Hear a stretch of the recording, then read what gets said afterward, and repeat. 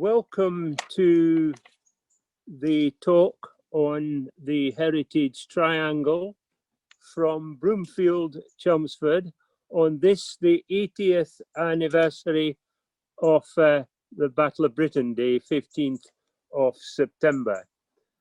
I'm standing in front of Broomfield Church, St Mary's Church, Broomfield, dates from the 12th century. And I'm standing on Church Green, unsurprisingly, which is the centre of the historic village of Broomfield, which is situated just at the edge of Chelmsford. I started here because I live here. I live at the other end of Broomfield, the Chelmsford end of Broomfield. Because Chelmsford's city centre serves the population of the civic centre, those who come in from other places to work here, but also it serves the villages that surround Chelmsford, rather like satellites round a planet. One of these villages, historic village of Broomfield, is where my wife and I have lived since 1993.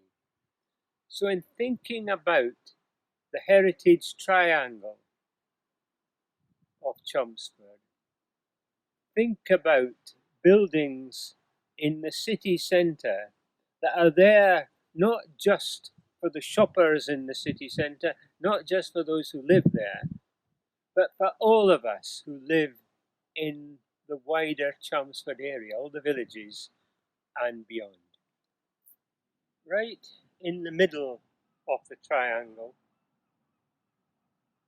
is Chelmsford's 16th century cathedral. It was built in the 16th century as a parish church, and from 1914, when the diocese of Chelmsford was created, it became Chelmsford's cathedral. So in one sense, it is surrounded by the buildings of the heritage triangle of Chelmsford. Standing at the top of the high street of Chelmsford, just besides Shire Hall, which is behind me.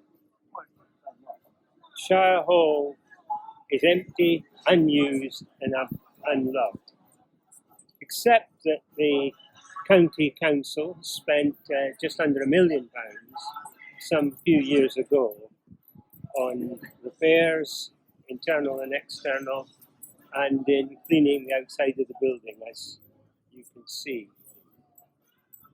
That there have been many plans and negotiations about bringing it back into proper use, and by that the civic society means community use, public use, and so far no progress is made, although a local developer is the preferred bidder for the development of Shire Hall, the future of Shire Hall. Current plans, though, include the pedestrianisation of Tyndall Square, which is the top of the high street, effectively, outside Shire Hall, where I'm standing. And there is a £3 million scheme before the City Council at the moment, and would be a tremendous step forward if that could happen and lead into a proper, desired and popular future for Shire Hall itself. Shire Hall, built by Essex County in 1791. Standing in Station Square, Chelmsford, as the name implies, outside the railway station. And this mural, done by Vicky Button and others, represents Marconi, and it was an Ideas Festival project. Over Station Square, and behind the tavern there, is the new Genesis development, housing development. And on the other side is the 1824 building, the Ann Knight building, the former Quaker meeting house of Chelmsford, and one of the points in the Heritage Triangle. It had been empty and decrepit for a number of years, and now has been restored as part of the Genesis development project of the area, and it's now in use as the Mojo Burger Company. This is the Marconi offices, as we can see from the sign above the door, Marconi's. These were the offices adjoining the factory that were opened in 1912. And 100 years later, long after the factory had closed and the offices were out of use and a bit decrepit, they were refurbished. This then, the Marconi building,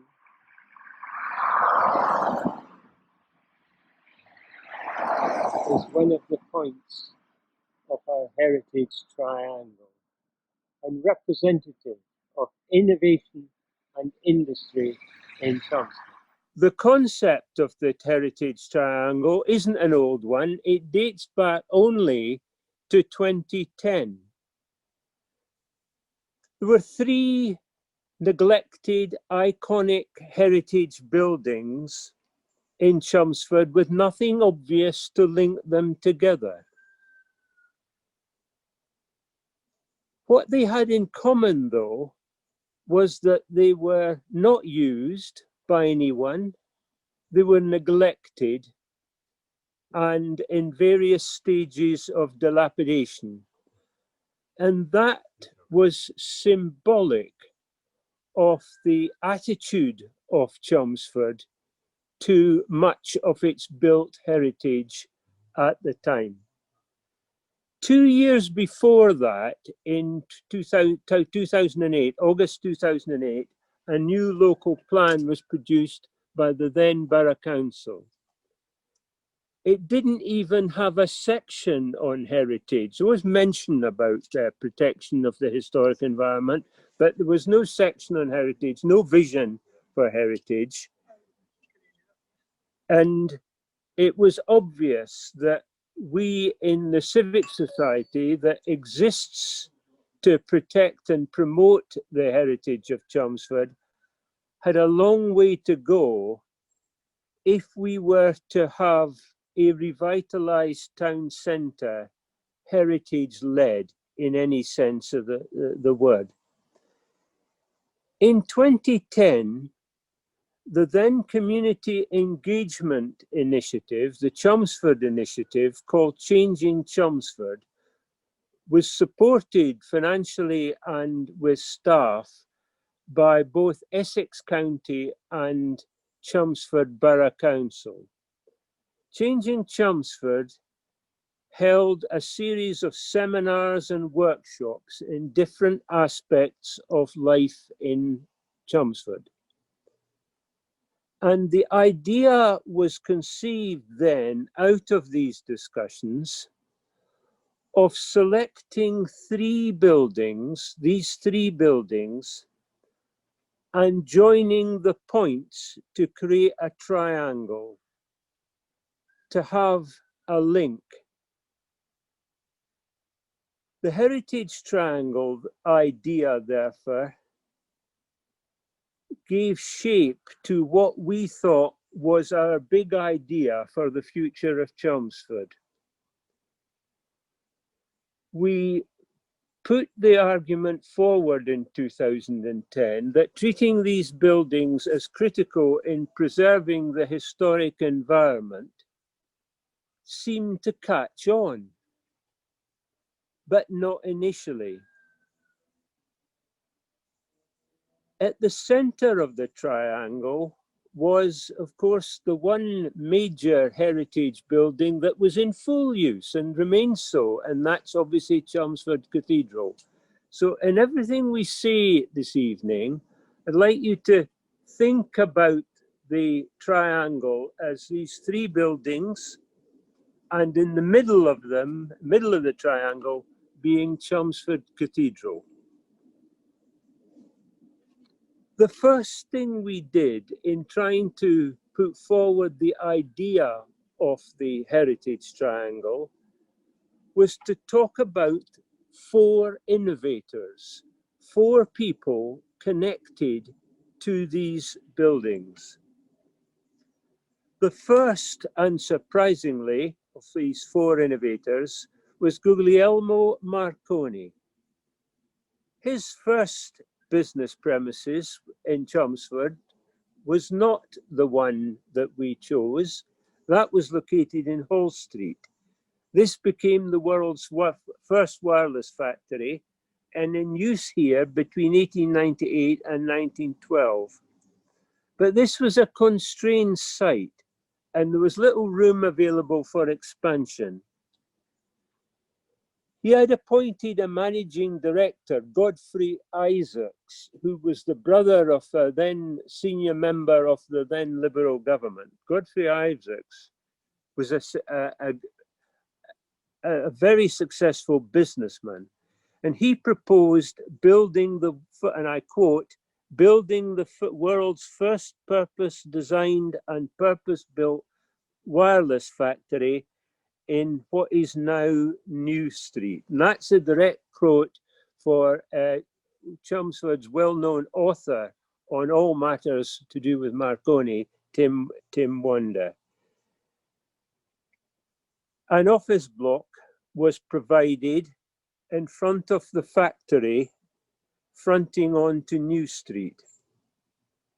And as probably everybody interested and listening this evening will know, on the 15th of June 1920, Dame Nellie Melba came down to Chelmsford to sing Home Sweet Home. And this became the world's first public wireless broadcast of this kind. So that was Marconi and Isaacs, our first innovators. Opposite the station, the rail station, and over what is now known as Station Square, is the Anne Knight building. Anne Knight gave her name to the building. Interestingly, of our 3 buildings, it's the only one who's has a name of an individual person in history. This is a Georgian Quaker meeting house, and it remains such from its opening in 1824. It took a while to build, apparently, but it was opened in 1824 for Quaker meetings. There was a strong Quaker community in Chelmsford at that time, until 1957. Anne Knight herself was a Quaker, but that's not why she was famous. That she was an early social reformer, early female social reformer. She was a feminist and led opposition to slavery. So this was Anne Knight building. The building had various uses when the Quaker, Chelmsford Quakers community went out to a purpose-built Quaker meeting house at the outskirts of the town borough centre, now city centre, after 1957, and it had various uses. But by 2010, it was not being used for anything and was beginning to deteriorate seriously. Our final innovator was John Johnston. John Johnston was an amazing man. From various discussions that we in the Civic Society have had about our Chelmsford innovators, he seems to have been the least well known, which surprises me. That John Johnston was born in 1732, he died in 1814. He was an architect by trade and was appointed the county surveyor of Essex. And he was given the task of building the, which Chelmsford's certainly most distinctive building, which is the Shire Hall, which was opened in 1791. This was John Johnston's, it was really the apogee of his career, building the Shire Hall in Chelmsford. And he was very proud of that building. I said at the beginning of my remarks that the three buildings and the cathedral together were in great need of tender, loving care, which would obviously they were not part of the priorities of Chelmsford in 2010. And that evidence for that was that there was no separate section, there was no indication of heritage being a priority in the local plan adopted in 2008. So we in the Civic Society set as one of our objectives to ensure that the next local plan would have a section on protecting the historic environment heritage, and that has been achieved. And we recommended to the council, then now the City Council, that the built environment should be represented as three separate but linked categories. The first being the range of historical assets in the city, not just in the city centre either. The cathedral graveyard, the war memorials, the 60-odd concrete pillboxes for the Second World War, and similar. This category includes any scheduled monuments there might be. The second category being listed buildings like Shire Hall, which is a grade 2 listed. And the third is any designated conservation areas. Moving from protecting the historic environment into promoting the historic environment so that people can learn about their past. People should know where they came from and what their city was like, how it came to be as it is now.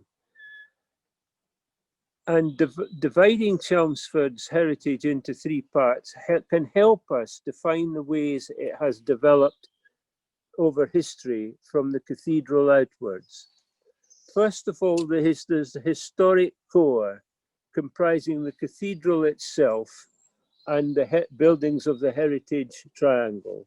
So our argument, the Civic Society's argument, is that the heritage triangle represents historic core of Chelmsford, dating back to it being given market town status in 1199. At the other end of the High Street is Old Mulsham, and then between the historic core at the head of the High Street and the Mulsham, there is the city centre. Planning for the future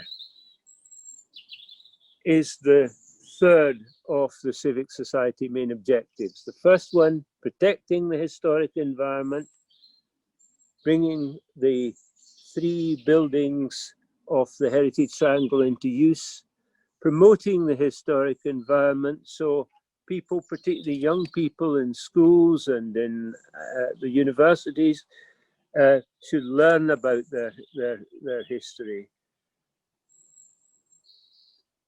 And then finally, planning for the future. What part should heritage play in the development of a new city? Adapting these buildings sensitively for use today is critical. Capital investment, certainly, and a viable model for regular use by our various communities requires commitment, not just for a society made up of volunteers like the Civic Society, National Trust, Friends Group, and so on, and the general public. Community engagement is central to preserving our heritage, as it is to most aspects of life in our city, but there has to be commitment from the two local authorities. I'd like to come now to the historic buildings themselves of the Heritage Triangle. When we held the discussions that I referred to at the beginning in 2010, we found most people saying that they didn't think Chelmsford had much of a heritage before the Marconi era. There were sufficient Marconi veterans, people with a connection of one type or another with Marconi from before 1912 onwards, for that still to be an important aspect of people's understanding of Chelmsford's past, and in many ways it's present.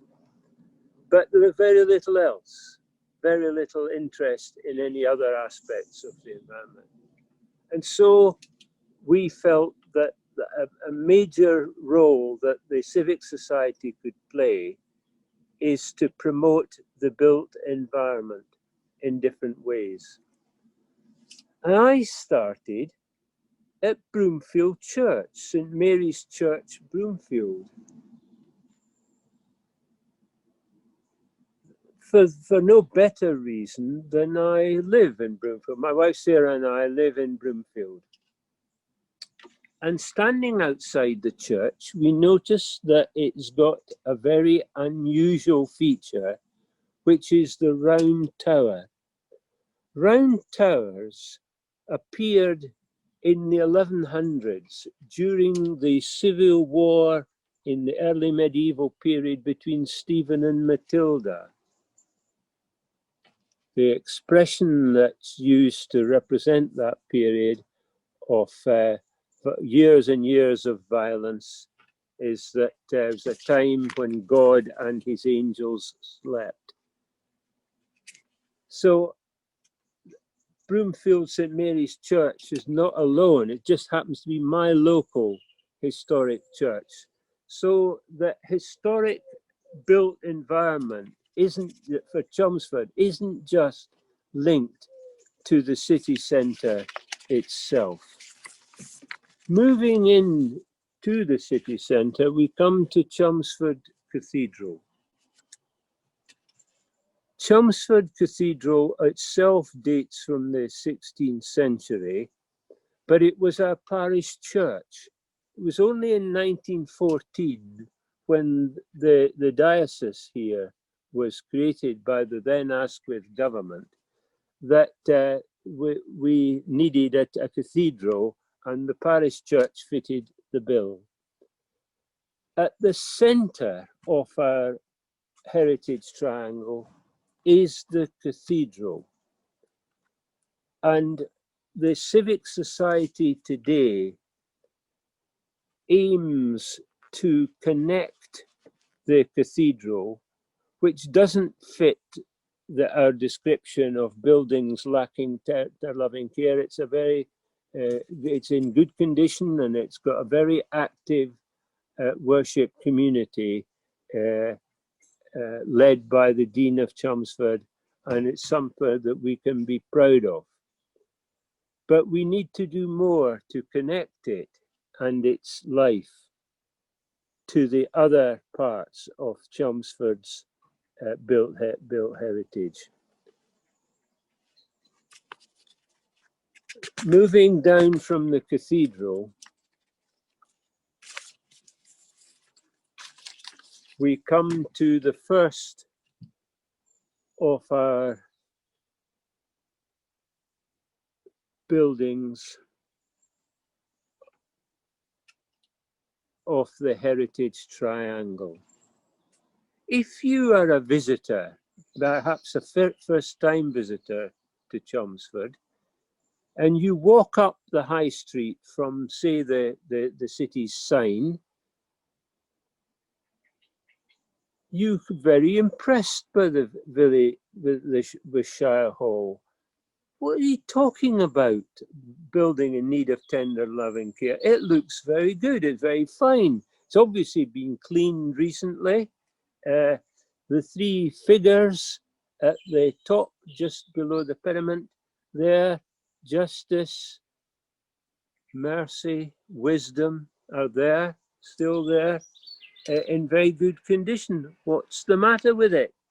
And you will hear from the county council that owns the building that subsequent to the removal of the courts from there in 2012, that they've spent nearly £1 million on repairs and improvements to the building, some exterior, but mainly interior.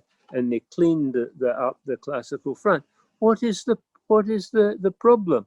Well, the problem is that it's deteriorating, because since the departure of the courts in 2012, nothing's been done with it.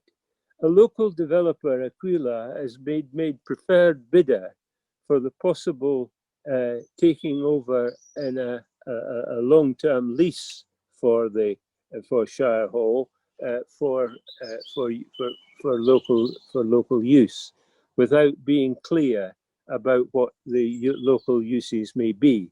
And we'll come to that again presently. But the Shire Hall, with some little success, the Civic Society has been involved with that right from the moment the courts moved out.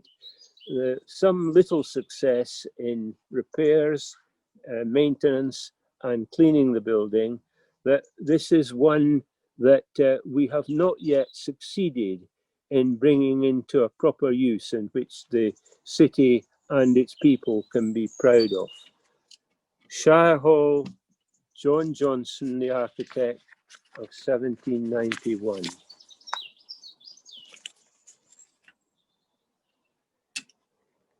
If you move into the Shire Hall,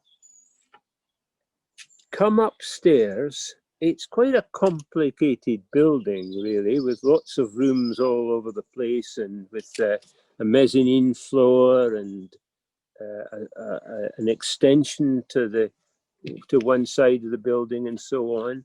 But if you find yourself in the main room, the county room, that is actually in very good condition.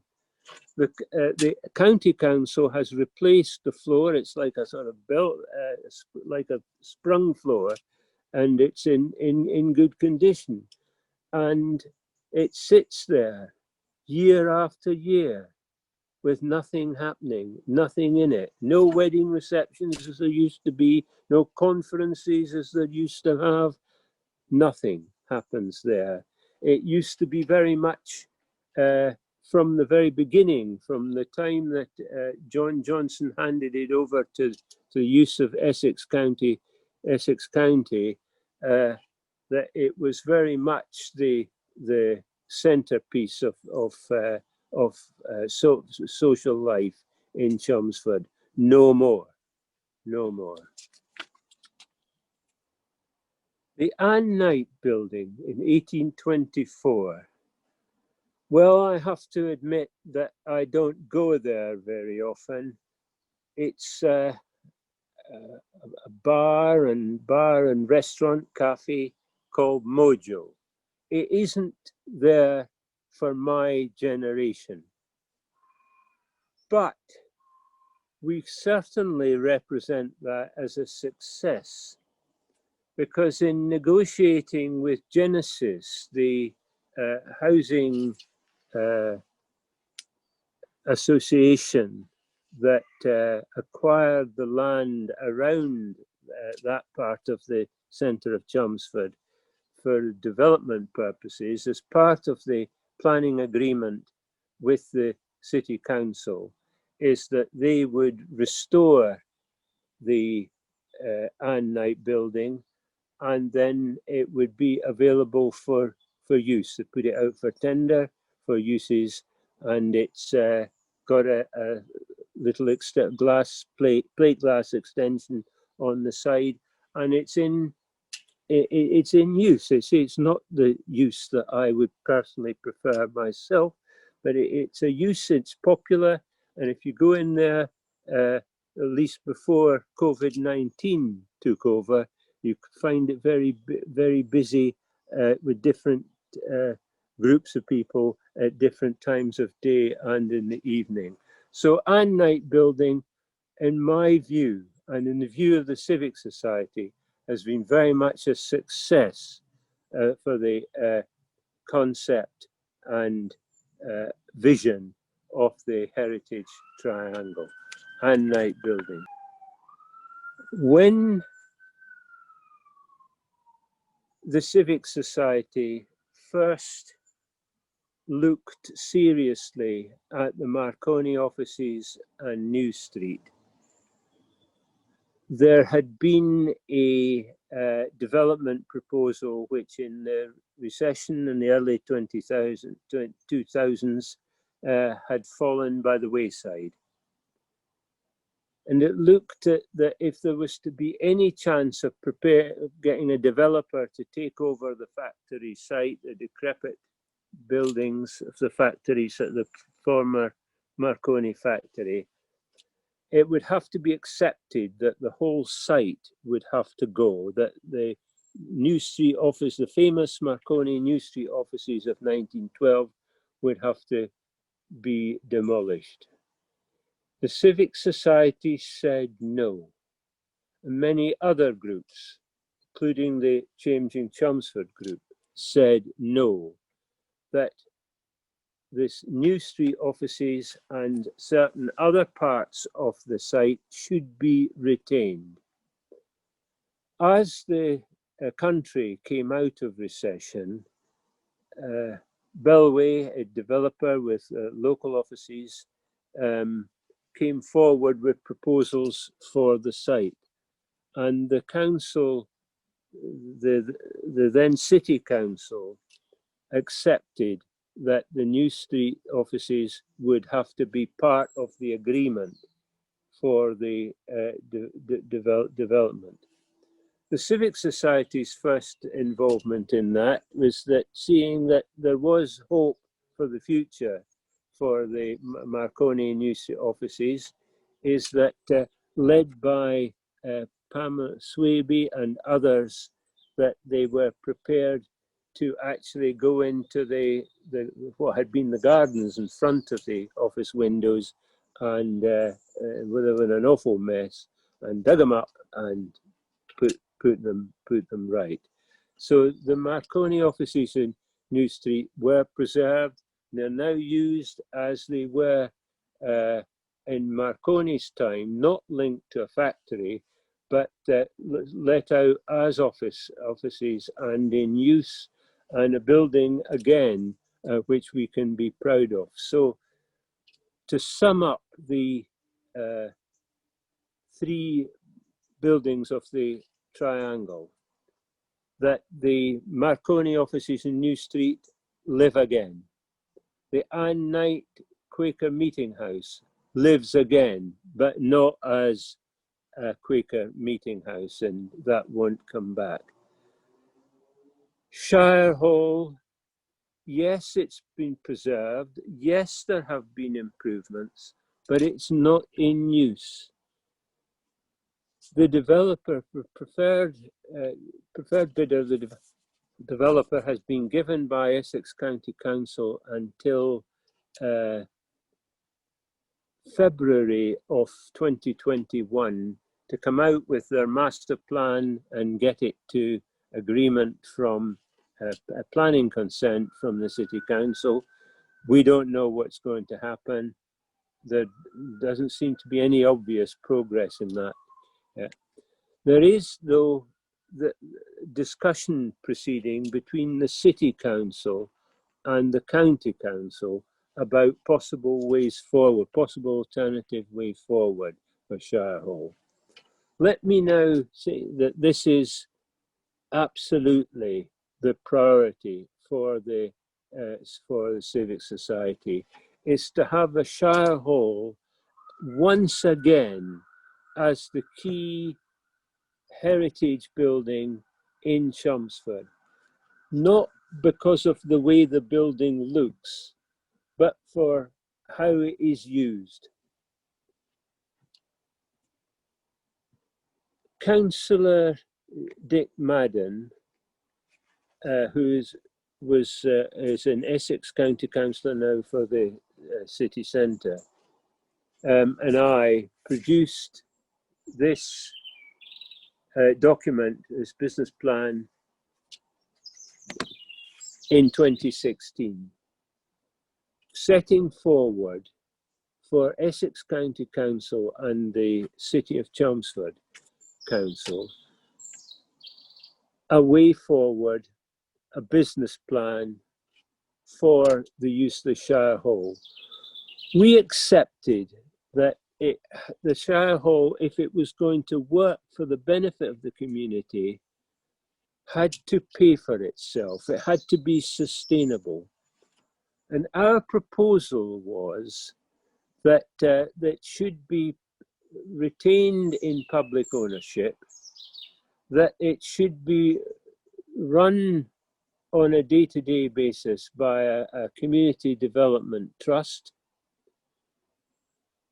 and that the principle should be based on public use of the buildings, not free use, that not ruling out any possible commercial uses of the building, mixed use of the building, but a building in which was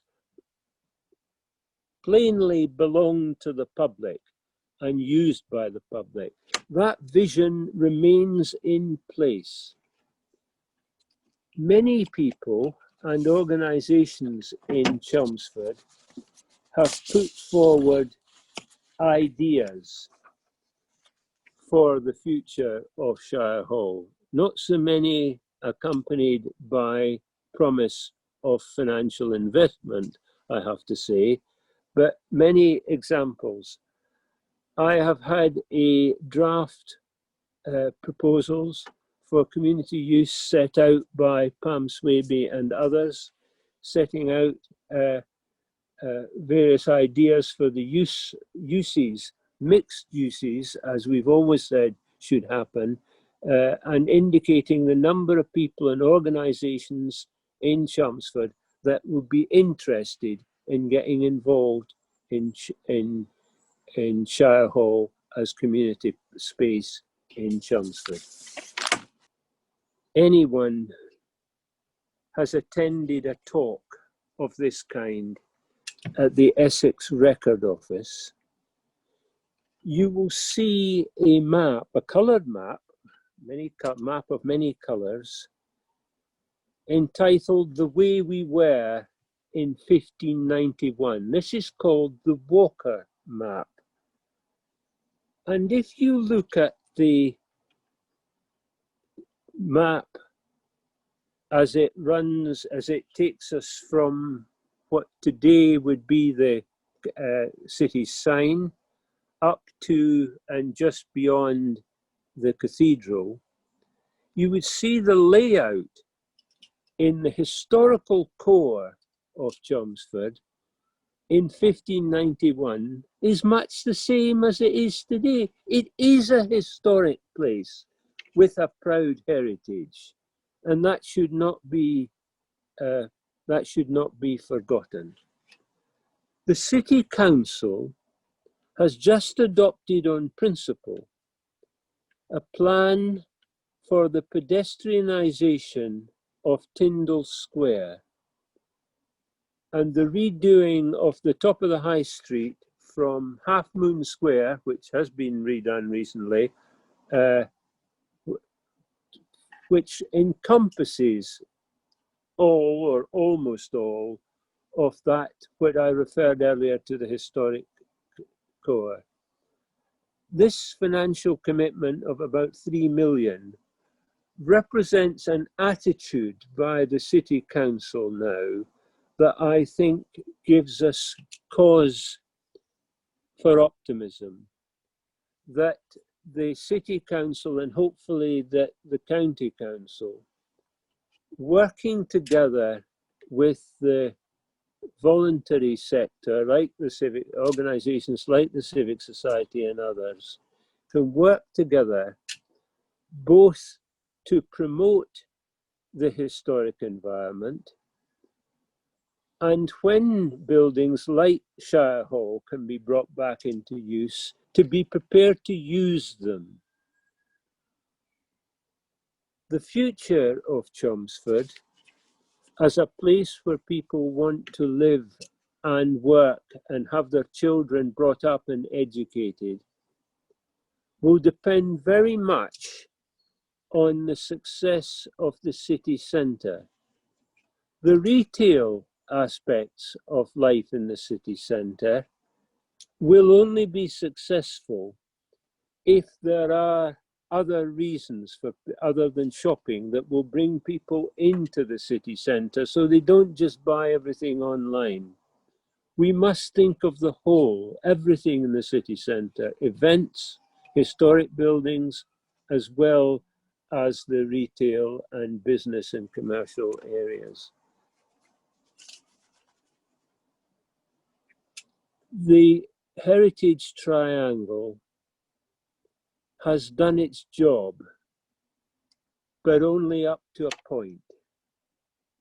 We're now at the next stage of our development of heritage-led improvement. The key action now very much rests at the doors of the two local authorities, Essex County and Chelmsford City, is the Shire Hall.